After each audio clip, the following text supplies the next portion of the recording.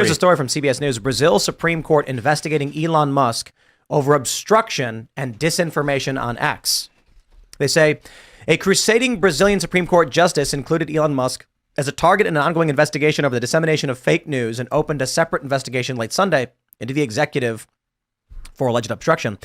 In his decision, Justice Alexandre de Moraes noted that Musk on Saturday began waging a public disinformation campaign regarding the top court's actions, and that Musk continued the following day, most notably with comments that his social media company X would cease to comply with the court's orders to block certain accounts. Quote, the flagrant conduct of obstruction of Brazilian justice, incitement of crime, the public threat of disobedience of court orders, and future lack of cooperation from the platform are facts that disrespect the sovereignty of Brazil, he wrote. Musk will be investigated for alleged intentional criminal instrumentalization of X as part of an investigation into a network of people known as digital militias who allegedly spread defamatory fake news and threats against Supreme Court justices, according to the text of the decision.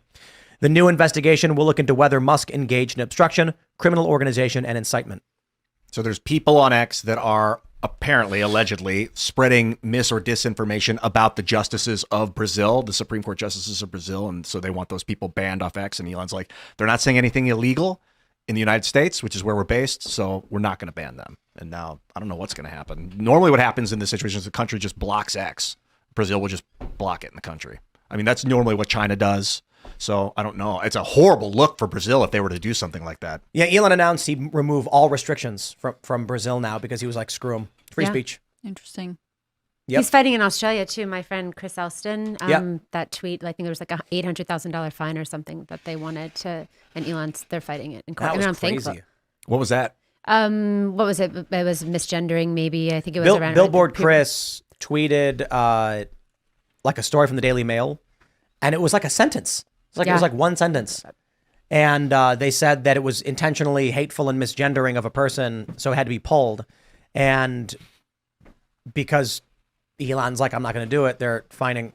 Serge just reminded me that toilet paper in the shot the entire show, apparently. I blow my nose from time to time. It's been such a great conversation starter in Australia, though. Like, the story's huge. Chris is actually going there. He's going to fly out to Australia, and he's getting a ton of support. So I think a lot of this stuff is sometimes, you make lemonade with it. It gets the information out, and then maybe we can advance. There are people around the world who want to normalize GDP.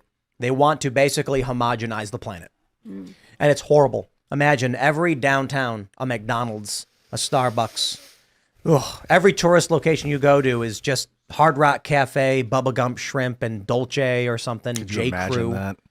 Maybe that's how they stop people from flying places, to save carbon or whatever, because everywhere's the same, so why go anywhere? Well, the way they do that is by having planes fall apart. Oh gosh, you see that Boeing thing? Oh It's my working gosh. on twofold right now. What happened? The Southwest one, when I know it's just the engine cover. I don't. People are like, it was just the engine cover. It's not a big deal. It's a big deal. Like, you're watching just the engine thing just cover. fall coming off. And people are like, this stuff happens all the time. It's just that no one ever talks about it on the internet. BS, dude, we've had the internet for 20 years. There was just this expose. You would know about this stuff. Yeah, we've had the ubiquity of smartphones and phone cameras since 2005 or 6. People have had flip phones where they could take pictures. If this stuff was happening, dude, if you were on a plane and the engine cover blew off, there'd be 20 pictures of it. That's what happened. And they're like, nah, it happens all the time. Dude, I worked at O'Hare. I worked for American Eagle Airlines. Not once in the 2 years I worked there did anything happen in any of the periphery of where I was working. The terminals next to me on either side and the flights I worked on, never did we get any word or witness anything related to door panels blowing off or engine covers breaking off or wheels breaking.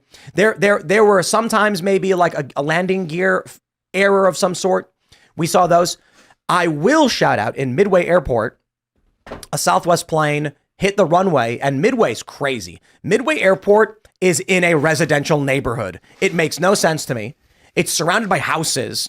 And it's a mile and a half. It's 1 square mile. It's got a mile and a half of runway. So when you take off from Midway, they lock the brakes, jam the engines to full blast, and then release the brakes, and you go boom like a rocket to take off. Fun. So the plane landed, skidded on ice, and ripped through the wall and crashed onto was it Central Avenue, I believe. And so we were all right there because that's where we lived when it happened. And we looked down the street. You could see this plane in the middle of the road. Crazy. But that is a plane crash due to ice. It wasn't like the plane broke or anything. So then I ended up getting a job at O'Hare. We never saw anything like this. There were instances where you would see the metallic tape over hardware or whatever. That was normal, but it was never really indicative of anything. Some people would freak out. Why is there duct tape on my plane? And we'd be like, that's like, it doesn't mean anything. Now we're getting all these crazy stories where doors blow off, landing gears are failing. We just had the engine cover blow off. Yeah, I think there's a problem with maintaining these planes. They're concerned, from what I've heard and read and listened, that people are concerned that DEI, diversity, equity, inclusion, is getting people that are unqualified to come in here and build these things. And did you see that whistleblower that, like, I don't know, a month ago when it was a Boeing, he was about to get shot. Yeah, he got killed. Yeah. And they called it a suicide. He was about to testify for Boeing, and he had all this. In the middle of testifying. He'd been there for 30 years, and he's like, it's not safe working conditions. He was in the middle of testifying, and he was about to sue Boeing too, I heard, or he was in the process of litigating against them. He was doing his depositions, and he had maintained his whistleblower statements for years, and then in the middle of doing the depositions, he suddenly Boeing was no longer with us. Boeing's military industrial complex all the way. They're not passenger jets. That's a small part of their business. They're mainly weapons manufacturing, and for the as far as I know, I haven't done the numbers to know exactly, but as far as I can tell, that's a big part of their business. You mess around with that, you're messing around with the most powerful thing on earth. But there's like undercover video of people being asked, would you fly on one of these? Workers that are there at the factory working, they're like, hell no, I wouldn't fly on one of these. It's not safe. They're saying stuff like that, like, nah, I ain't getting on one of those. And I was like, come on, how bad can it be? I've got this like bias of like, it's only going to get better. Things don't get worse. They just get better. Look at the last 20 years. Look at the technology. But like, if you don't upkeep things, they don't get better. They fall apart.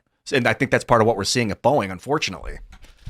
It's interesting. Yeah, couple that with no skilled workers, right? That can go. I mean, again, we're talking about only a third of kids reading on grade level. You invite me on the show, Tim, I'm going to talk about education because it's a passion to me. I can't believe we're like condemning kids to a life of struggle and crime in third grade. It's horrible.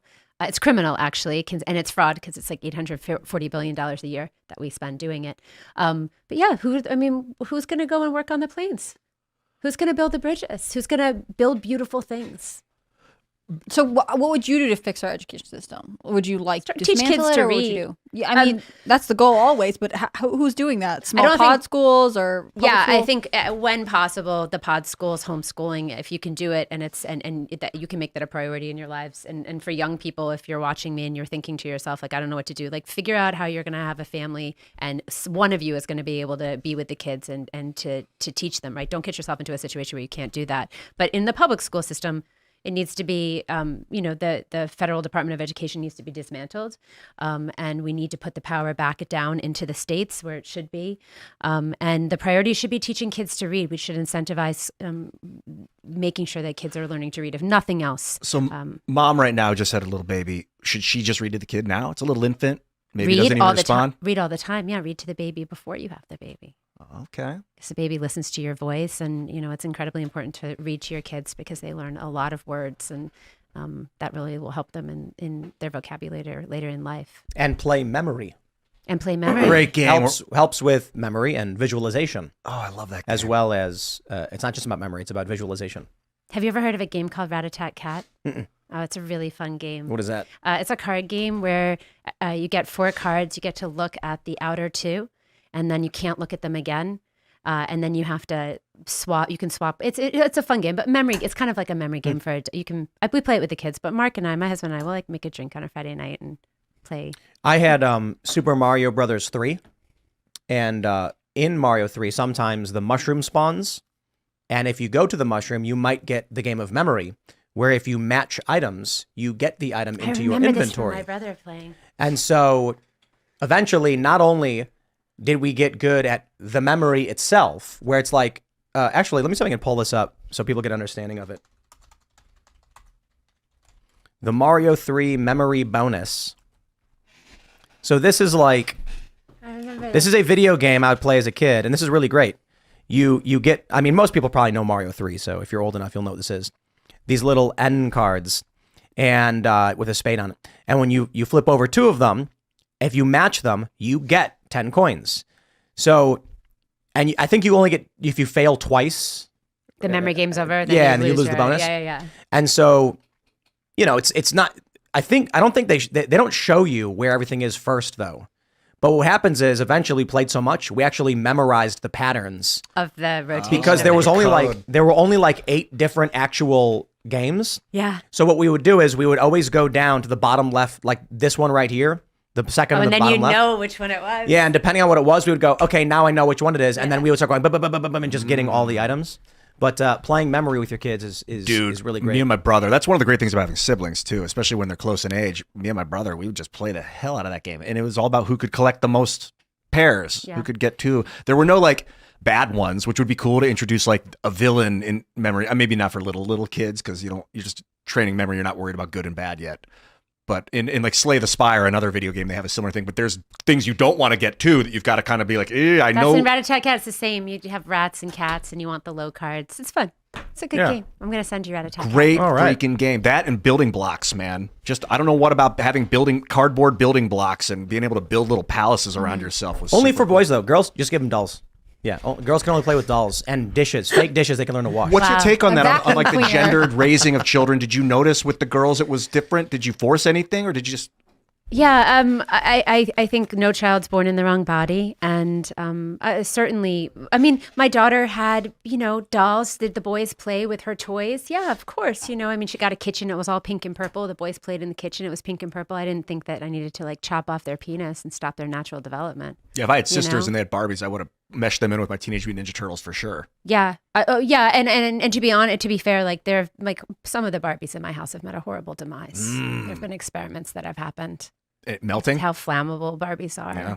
Anybody For smash a head? science. I mean, I feel like that's just a stage, Yeah. pretty So, funny. I mean, I think boys in general, like in my experience, 1 girl, 3 boys. Boys are just more destructive in general. They like to, mess stuff up, get dirty, break stuff, take stuff apart. That's just been my general experience. But I mean, if my daughter wanted to do that, I would have let her do it too. So, I do like breaking things apart to see what they're made of. Yeah, they love that. That's the best thing. Everything gets taken apart. Did you have to teach them how to not break it apart, but how to disassemble it? So My husband did. Yeah, he had to actually use some of the tools to take things apart. Yeah.